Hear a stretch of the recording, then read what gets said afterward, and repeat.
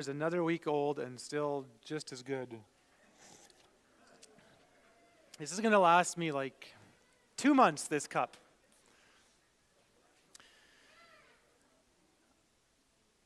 All right. Peter, you're the last one in. You get to start off by telling us what's one thing you're thankful for this week, Peter. You're second, Courtney.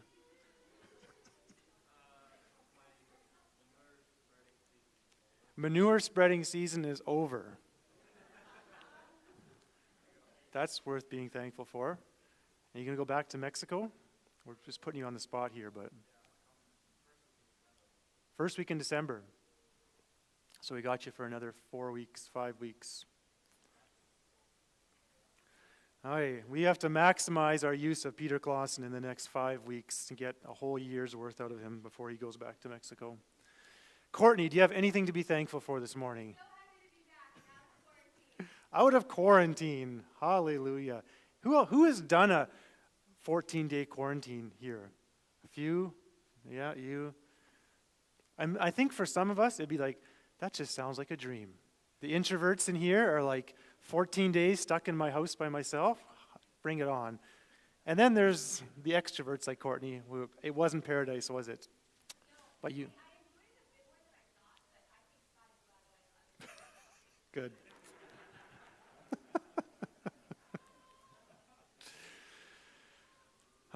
What else? What else are you thankful for this morning?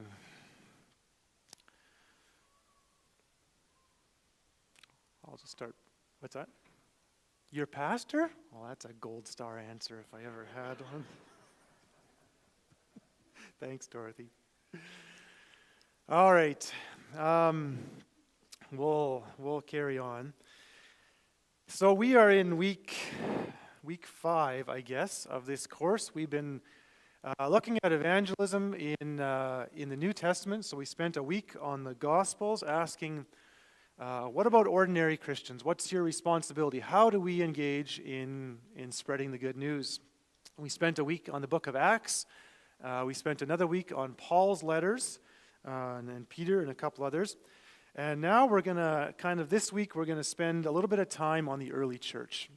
So I'm not sure how familiar you are with this time period of history, but when I say the early church, I mean from the end of the kind of New Testament era, kind of the late 1st century until about the 3rd century, about the year 300. So basically those first 200 years of Christianity is what we're going to look at. So this is before evangelicals were a thing. This is before Protestants were a thing. This is before Catholics were a thing. This is to the very root of Christianity, of our faith. And so we're going to ask, what did they say about evangelism? What did they say about living out the gospel? So these are the first Christians who have an Old Testament and a New Testament, right? Paul's churches, when Paul wrote to them, they didn't have New Testaments because the New Testament was being written. And so when we get to the early church, these are the first Christians who have an Old Testament and a New Testament. So with these two things in hand, they've got the whole Bible. How did they understand their role of how they're going to share the gospel? So this is a time of, here's the question, how did they, with the Old Testament, New Testament in hand, understand evangelism? This is a time of church growth. So at the death and resurrection of Jesus, how many Christians were there? A couple hundred, right? There's 120 in the upper room. We assume that wasn't all of them. Certainly, probably less than 1,000. There was just at the cross of Jesus, there was nobody left, right? So we've got a few hundred Christians in the year 30. To the year 300, there's around 6 million Christians. That's massive growth in only 200 years. And that's out of about 40 million people. So it's pretty big, going from 30 or a few hundred people to 6 million. So we want to look at this time period of growth. We stop at the year 300. In the year 313, the Roman emperor, a guy named Constantine, was going into battle, and he says he saw a cross in the sky. He had a vision that Jesus was going to give him victory. And the Roman emperor became a Christian. And so when he became a Christian, then the whole Roman Empire, Christianity became the official religion of the Roman Empire. So it went from being a persecuted faith to now it's the official religion. So everything changes then. Once you get political power, everything changes. So we're talking about the time before that happened. So lots of growth in this period, about 10% per decade is kind of the growth rate, which is pretty massive.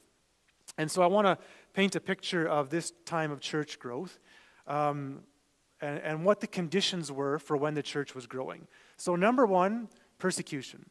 Now some people think that Christians were persecuted at all places at all time in the Roman Empire. It's not true. There were lots of Christians who weren't persecuted. But it did happen in places, and for different times it would rise up. And different emperors were more prone towards persecution than others. So persecution was part of it. So Christians all throughout the first couple centuries were going to jail, were being killed, were being persecuted in all kinds of ways. So that's the condition. The second thing is lack of infrastructure and resources. We have this massive big building for just 200 Christians or so. They didn't have churches. There were some churches, but churches as a building were just starting to exist in this time period. For the most part, you just met in which whoever in your church had the biggest house. You would go to their house, and that's where church would be. So you didn't have buildings. You didn't have lots of paid pastors. You didn't have big budgets to spend money on missions. They had very little money and very little resources. And the third piece of climate here is they had no political power. The one thing that, especially as evangelical Christians, our faith and our voting are very tied together, right? No matter which party you vote for, as an evangelical Christian, you go to the polls with your faith in mind. You're going to choose the candidate or the party that you feel is best to implement God's values in our country. So we have that privilege. Sometimes we have Christian candidates that we can vote for. Sometimes you don't, but often we do. And so we have Christian options in power.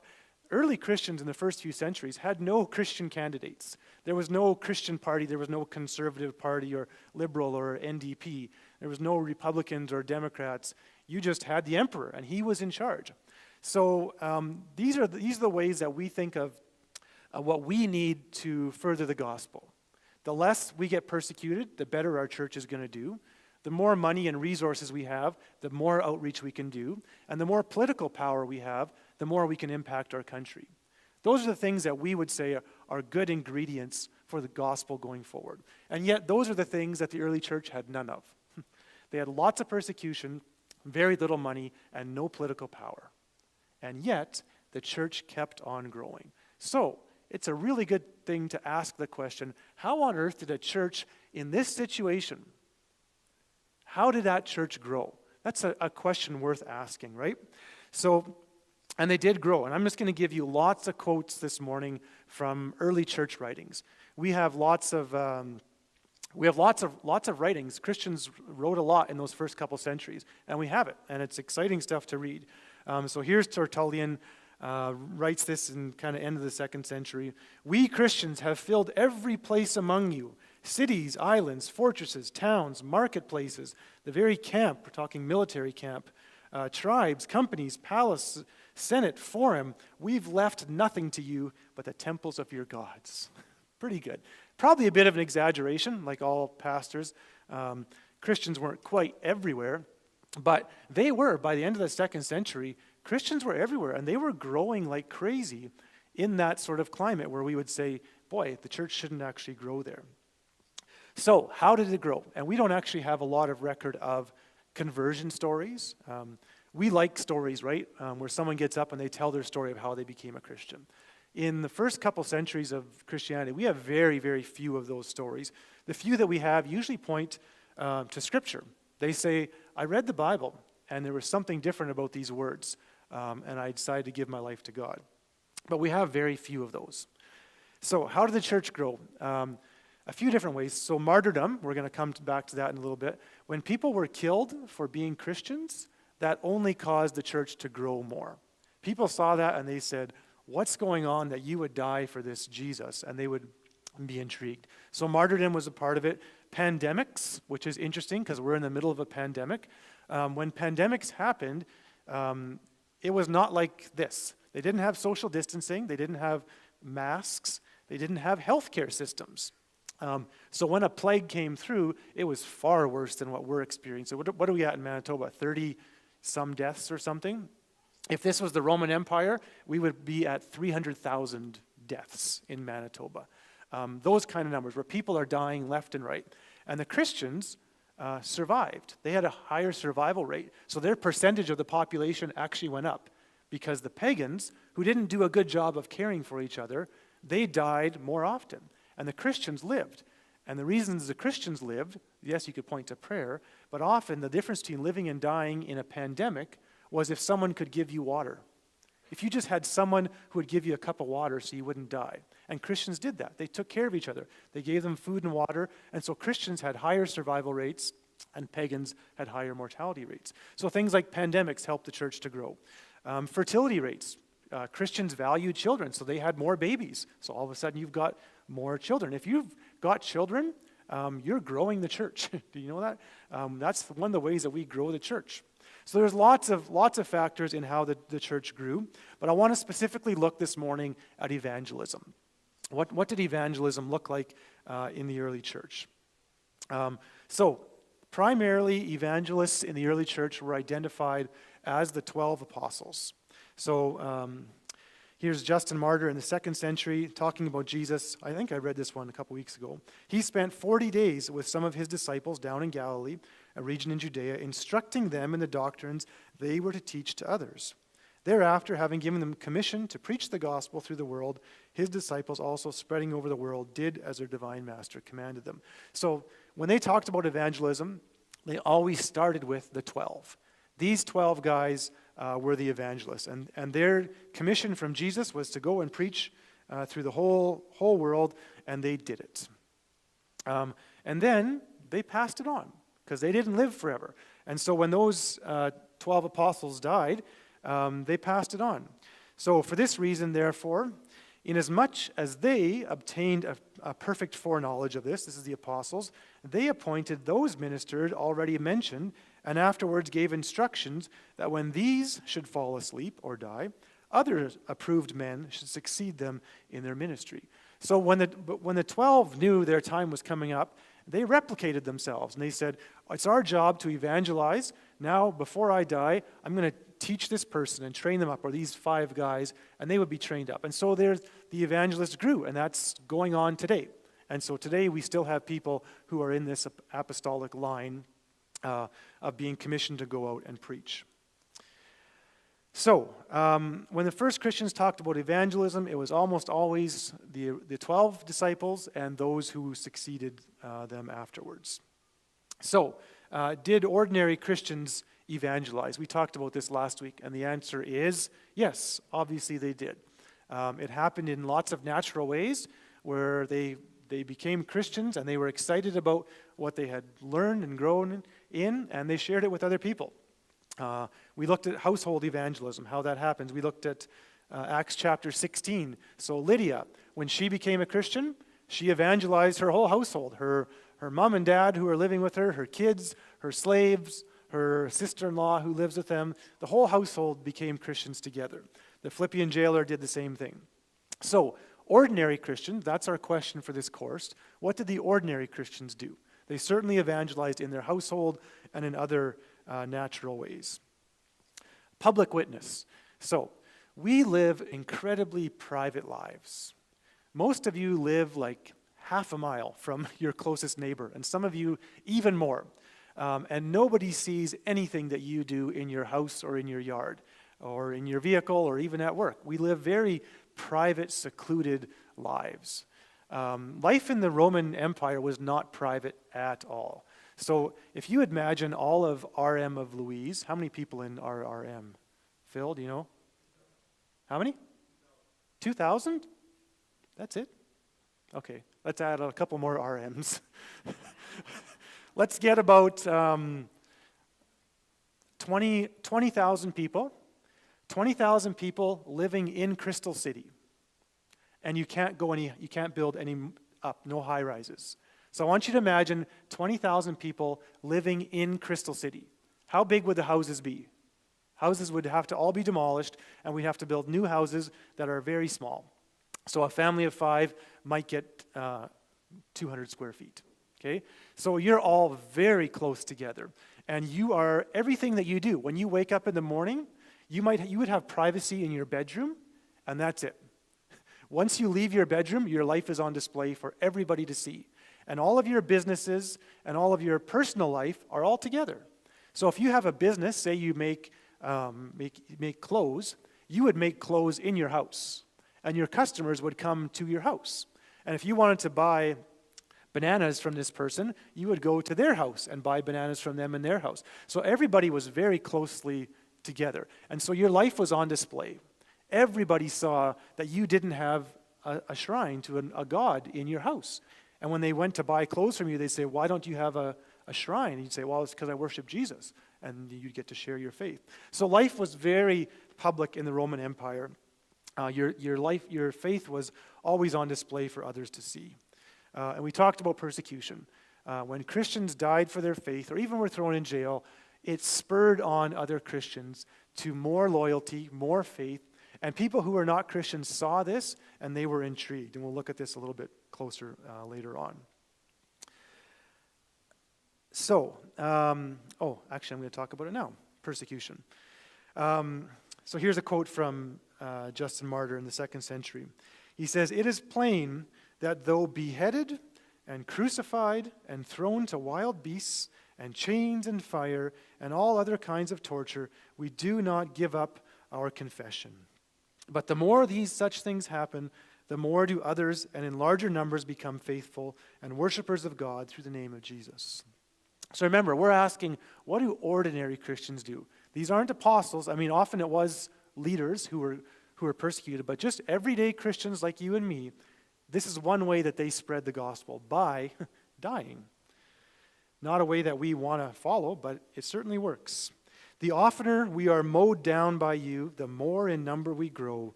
The blood of Christians is seed.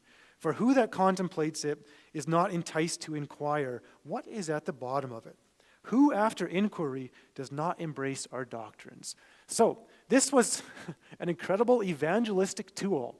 A Christian hanging naked and bloody and beaten on a cross, being crucified because they're a follower of Jesus, is a great evangelistic tool. Now, it's not something we can grab onto. Sometimes we try to be persecuted because we know we want to be in that club of persecuted Christians.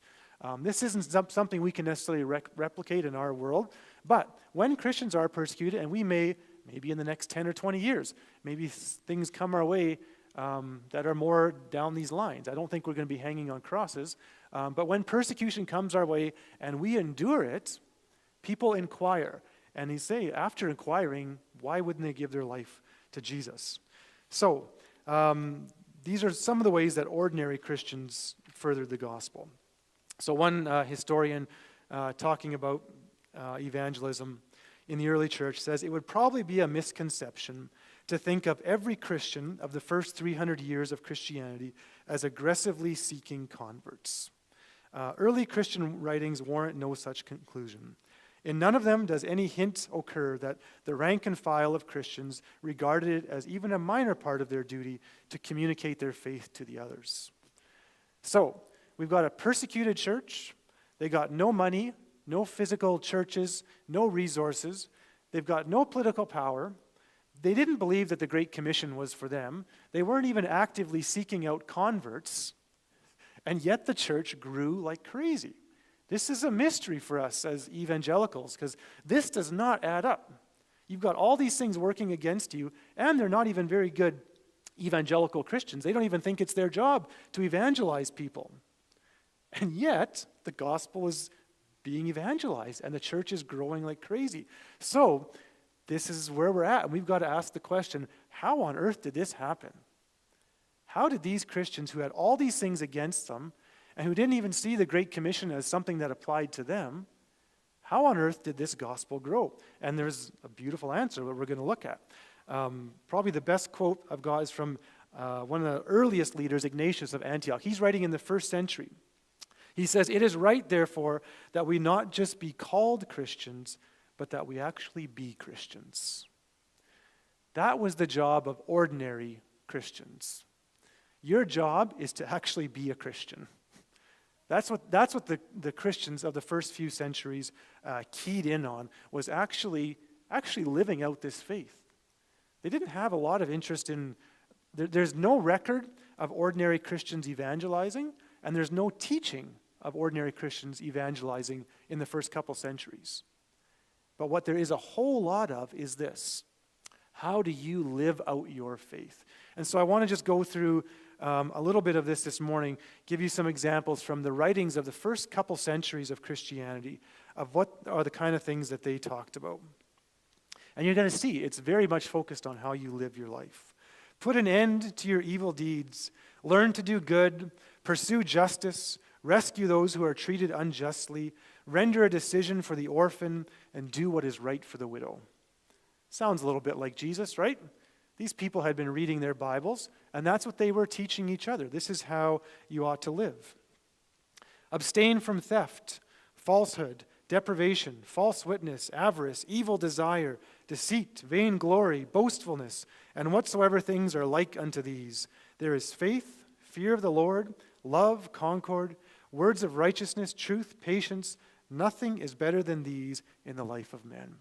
So you see the same kind of things. There's bad things in the world. Stay away. Don't do the bad things. Do the good things. Love each other well. One more. There are two paths, one of life and one of death. And the difference between the two paths is great. This then is the path of life. First, love the God who made you. And second, your neighbor as yourself. And whatever you do not want to happen to you, do not do to another. Sounds an awful lot like Jesus, right? And these writings are not inspired. These are not in the Bible, and no one's suggesting that they should be. Just like the books that we have in our library aren't in the Bible, they're not inspired. But this gives us a window into what the early Christians were concerned with. And this is what they were concerned with: loving God, loving your neighbor as yourself. It's amazing how simple it is. And this is what they focused their energy on. So I want to give you one more example. This is probably the best one we have. It's from a little bit later. This is the 3rd century. It's a letter to we don't know who this guy is. His name is Diognetus.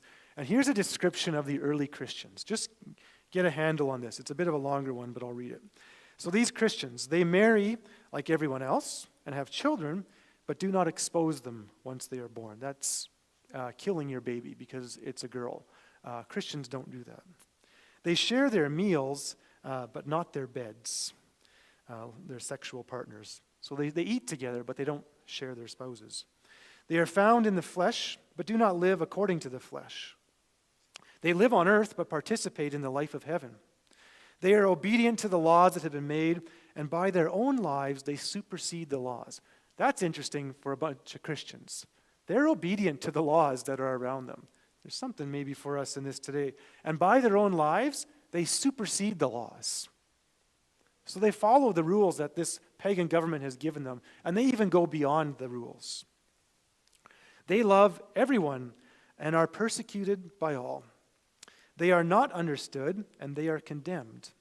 They are put to death and made alive, so God makes them alive. They are impoverished and make many rich. They lack all things and abound in everything. These are generally poor people.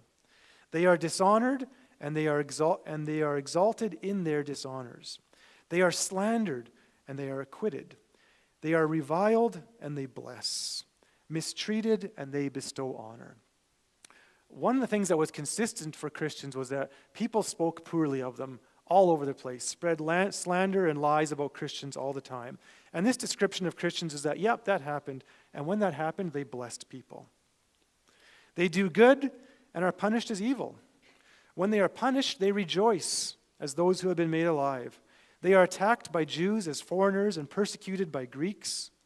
And those who hate them cannot explain the cause of their enmity. Isn't that interesting?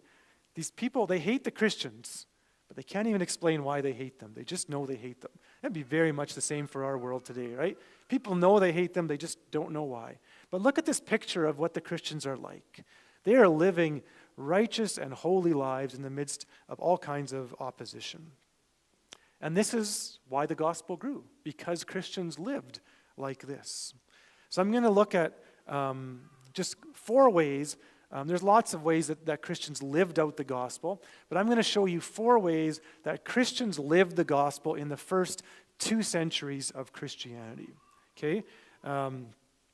Loving your enemies. This was what it meant to be a Christian. We have lots of defining markers of, so-and-so is a Christian if, da-da-da-da. I don't know what they'd be today. But in the first couple centuries, so-and-so is a Christian if they love their enemies. Bless those who curse you, pray for your enemies, and fast for those who persecute you. It's very close to the Gospels. This is what Christians were known for. Loving one's enemies does not mean loving wickedness or impiety or adultery or theft, but the thief, the impious, the adulterer, and not as far as he sins, but as he is a man and the work of God. So this is what ordinary Christians were told to do in the first couple centuries. Love your enemies. For our religion commands us to love even our enemies and to pray for those who persecute us. For all love those who love them. It is peculiar to Christians alone to love those who hate them. So, this is the first way that Christians lived out the gospel. And you have to understand, Christians had real enemies in the first couple centuries. Now, I think we have real enemies today. There are people who are opposed to Christianity in maybe small ways, maybe your neighbor, or maybe on big political ways, and they're working against a sort of a counter-God agenda. So we do have enemies. We don't have enemies like the first Christians had enemies. They had real enemies. They had Roman soldiers standing there with a shield and a spear and a sword, ready and totally capable of killing you legally. And these were the people they were supposed to love. And that's what ordinary Christians were told to do. Love your enemies. And sometimes Christians did this well, and sometimes they didn't. But for the most part, as a whole, Christians had a reputation of loving their enemies. We've got enemies. You can figure out who they are. We are generally more interested in battling our enemies, in proving that we are right and they are wrong. And early Christians did that too. Early Christians wrote a lot towards their enemies, proving that Christianity is right and you guys are wrong. So there's still a place for that. But there was also love. And those two have to go together. So early Christians, one way that they lived out the gospel was by loving their enemies. And this was evangelistic. When ordinary Christians loved their enemies, people wondered, what is going on? Why would you treat that person with love when they just threw your husband in jail? Okay, but Christians did that, and when they did it, it was incredibly evangelistic. The second way that they lived out their faith, charity and wealth. Early Christians were extremely generous with their wealth and readily shared with one another. So we have a picture actually in 2 Corinthians of what Christian giving looks like, and it's nothing like 10%. Early Christians did not tithe. That was not, for the most part, in their vocabulary. It was far more than 10%. For the most part, it was close to 100%. Everything that you had was basically at the disposal of the church. And if there were people in your church who were in need, you helped them out. So Christians were incredibly generous. And also guarded against the love of money. So they say, where are we here? For it was difficult for the soul not to be seduced and ruined by the luxuries and flowery enchantments that beset remarkable wealth. They had the same problems, the same temptations with wealth that you and I do. There were wealthy people in these churches, and they had those same temptations. Presbyters, so that's ordinary Christians, should be compassionate, merciful to all, turning back those who have gone astray, caring for all who are sick, not neglecting the widow, the orphan, or the poor. Now, in our culture, widows and orphans and poor are taken care of in lots of ways by our government, right? We have a government that gives money to people who don't have any other income. And we can argue about that, whether it's too much or not enough or whatever, but it's generally enough to at least keep that person alive. In the Roman Empire, there's no social services. There's no welfare. If you were poor, you were poor. If you were a widow because your husband died and no one's there to take care of you, then you just beg for money and food, and if you don't get it, you die. Christians, on the other hand, took care of these people. And that was a unique characteristic of Christians. So here's about a plague, okay? So we're in the midst of a plague right now. Here's a description of an early plague and what the Christians did. All day long, some of these Christians tended to the dying and to their burial, countless numbers with no one to care for them. Others gathered together from all parts of the city, a multitude of those withered from famine, and distributed bread to them all. As such, the Christians' deeds were on everyone's lips, and they glorified the God of the Christians. Such actions convinced them that they alone were pious and truly reverent to God. Isn't that amazing? Here's a plague. People are dying by the hundreds, by the thousands, with just literally no one to care for them. And the Christians step in and they care for these people. And I love that their deeds were on everyone's lips. Everyone was talking about the way these Christians took care of all these dead and dying people. And it became extremely evangelistic. People looked at that and said, I want to be part of a group like that. I want to be part of people. Whatever is happening in their heart, whatever God did in them to make them those kind of people, I would like to be part of that. And so it became evangelistic without anyone handing out a gospel tract or doing anything like that. Certainly there was still evangelism going on, absolutely. But for the ordinary Christians, they took care of dying and dead people. The Galileans, that's what they called the Christians sometimes, have devoted themselves to philanthropy. They have their so-called love feasts, that's what they called communion, their gathering times, or hospitality or service of tables. They call it by many names because they have many ways of carrying it out. I should tell you what we're talking about here. This is an emperor. You can tell this is late. This is after Christianity has already become the official religion of the Roman Empire. And there was one emperor who came along whose name was Julian. He was called Julian the Apostate because he was a non-Christian. And he actually hated Christians, even though Christianity was the official religion of the Roman Empire. So now he's complaining about these Christians. He calls them these Galileans. So look how this emperor complains about these Christians. They have these love feasts, they call it by many names, and the result is that they have led very many others into their atheism. So Christians were called atheists because they didn't worship all the gods. So we can call ourselves atheists today if you want. We're atheists because we don't worship all the Greek gods. They just worshipped one God. And this emperor is lamenting, he's complaining about these lousy Christians who are bringing all kinds of other people into their atheism.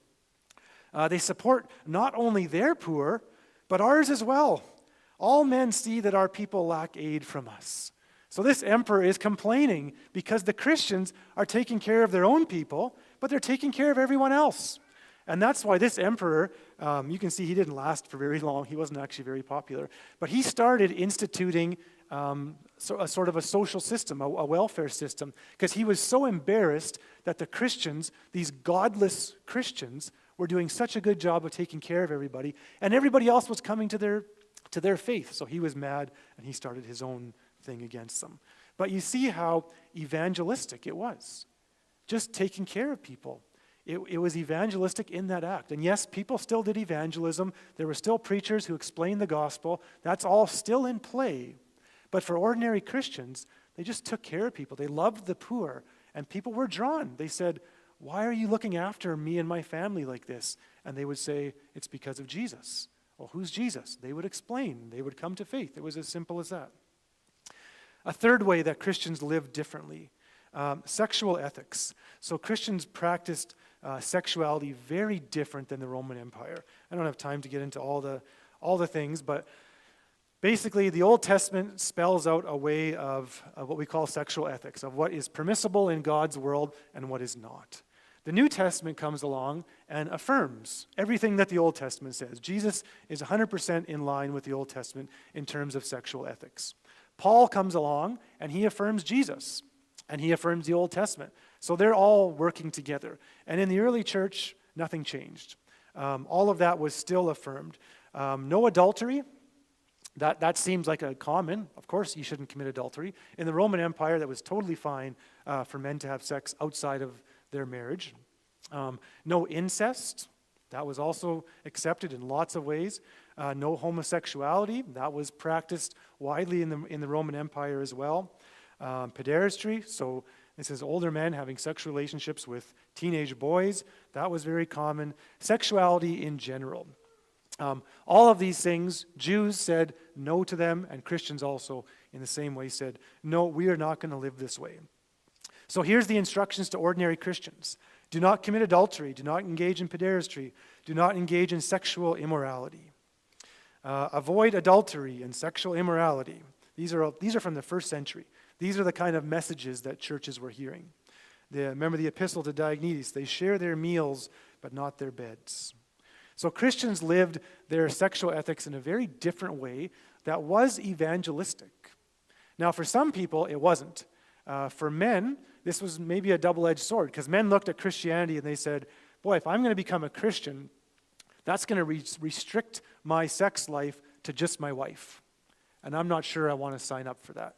So for some men, the sexual ethics of Christianity was something that they were not interested in.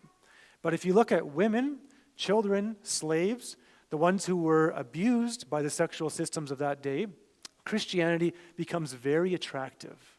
Because if they become a Christian, they know that they will be cared for, that these kind of acts are not going to happen to them because Christians don't do this kind of stuff. So Christians just living their sexual lives differently actually became really evangelistic. And the world saw that and said, I want to be part of that. I like the way these people are doing their kingdom. This is a God-honoring way of living. And so that became attractive to people. So that's the third one. The fourth one, which is connected, is abortion and infanticide. So infanticide is murder of children. These were both common practices among pagans. If you had an unwanted child, it was not uncommon to either try to have an abortion ahead of time, and they could do that with ingesting poisons, or they did it mechanically as well. Or if you actually had the baby and you didn't want it, you would leave it on a garbage hill. And this was common. This was expected. This is what people did when they had unwanted pregnancies. And Christians didn't. You shall love your neighbor more than your own soul.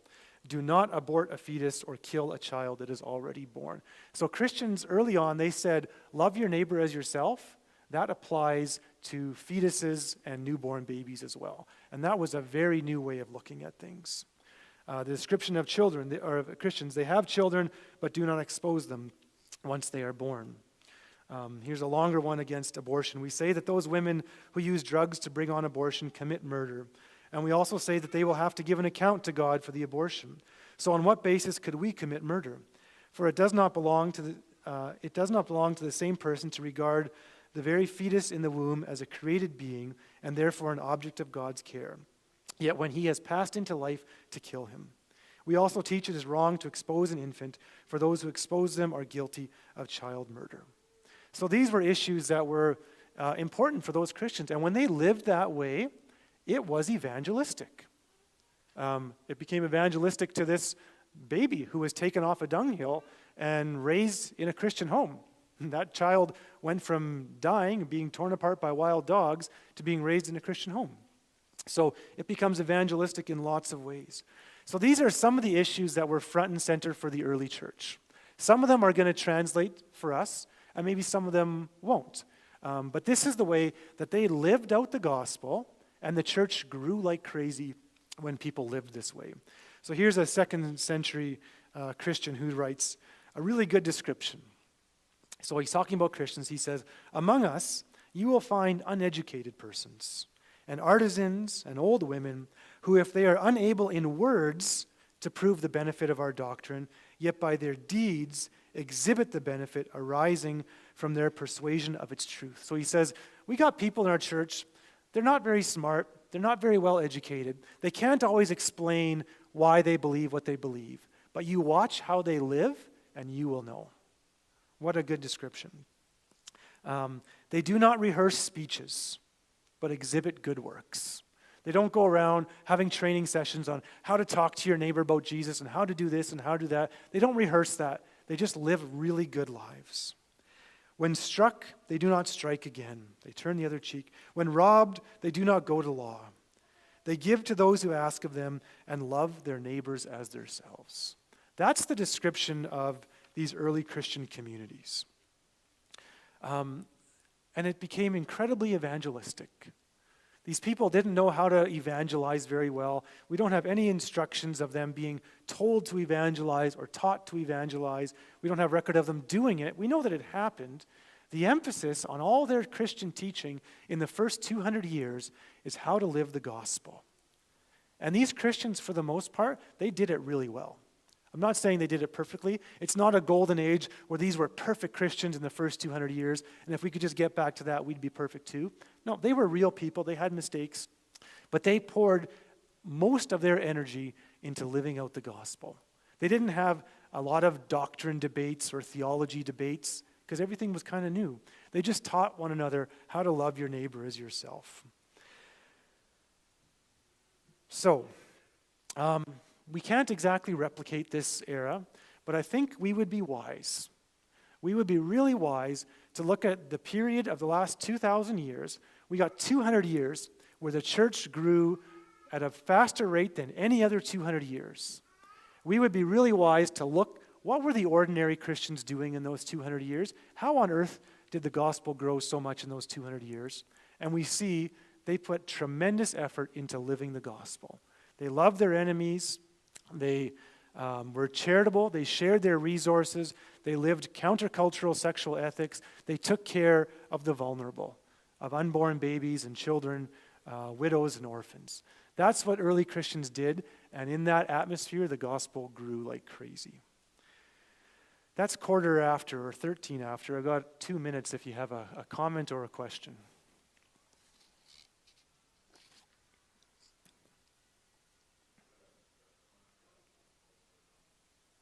Quite a stark contrast from the culture around them, yeah. We live in a post-Christian culture that's still very Christian in lots of ways, right? Our culture, like Christians believe adultery is wrong, but non-Christians believe adultery is wrong, right? So we don't stand out maybe in some of these ways quite as much. That's not up to us. We're just still called just to live in that, and however much we stand out is however much we stand out. Yeah.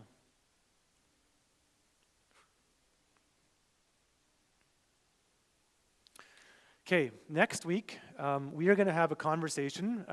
You're going to be doing more talking next week about where do we go from here. So, as Cornerstone Church, as a church that wants to impact our community and the people around us, how do we go about living the gospel in such a way that our very life together becomes evangelistic? And we're not at all saying evangelism is off the tables, right? I've given you lots of examples of ordinary Christians who still evangelize. So we're not at all saying we're never going to tell anyone about Jesus.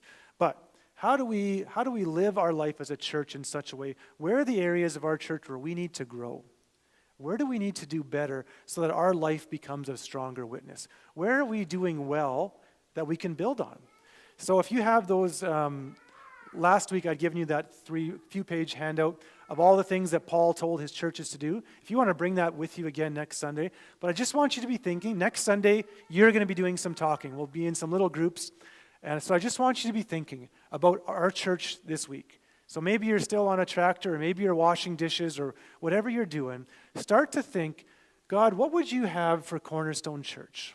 What are the ways that we could live out the gospel in such a way that it becomes really attractive to people around us? So that's your homework assignment for this week, and we'll have this conversation next Sunday. Amen? Okay, thank you.